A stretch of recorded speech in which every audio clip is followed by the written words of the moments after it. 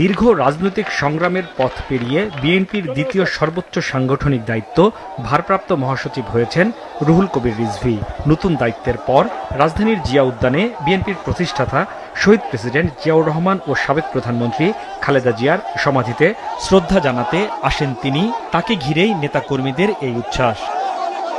নেতাকর্মীদের প্রত্যাশা, ত্যাগ ও আন্দোলন সংগ্রামের মধ্য দিয়ে উঠে আসা রিজভীর নেতৃত্বে তৃণমূল আরও সুসংগঠিত ও সক্রিয় হবে। একই সঙ্গে দীর্ঘদিন ধরে দলের জন্য কাজ করা ত্যাগী নেতাকর্মীরাও মূল্যায়ন পাবে বলে আশা তাদের। ফুল দিয়ে শ্রদ্ধা নিবেদন শেষে গণমাধ্যমের মুখোমুখি হন বিএনপির নতুন ভারপ্রাপ্ত মহাসচিব। এ সময় তিনি দলের নাম ভাঙিয়ে কেউ অপকর্ম করলে তার বিরুদ্ধে কঠোর ব্যবস্থা নেওয়ার হুঁশিয়ারি দেন। বিভিন্ন অনৈতিক কর্মকাণ্ড থাকতে পারেন, তাদেরকে বলবো যে 5ই আগস্টের পর থেকে দেখেছেন আমাদের চেয়ারম্যান কত শক্ত হাতে যারা দলের নাম ভাঙিয়ে নানা ধরনের অপকর্মে যুক্ত ছিলেন তাদের বিরুদ্ধে শক্ত পদক্ষেপ নিয়েছেন।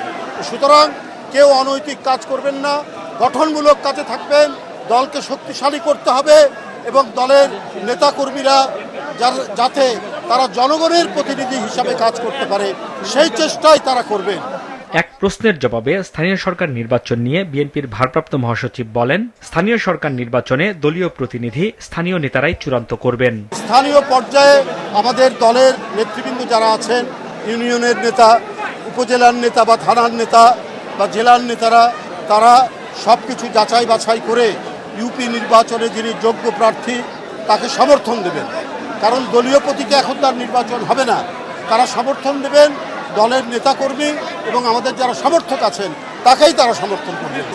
ক্ষমতায় আসার পর সরকার ও দল জনগণের ভাগ্য উন্নয়নে কাজ করছে বলেও মন্তব্য করেন রুহুল কবির রিজভী।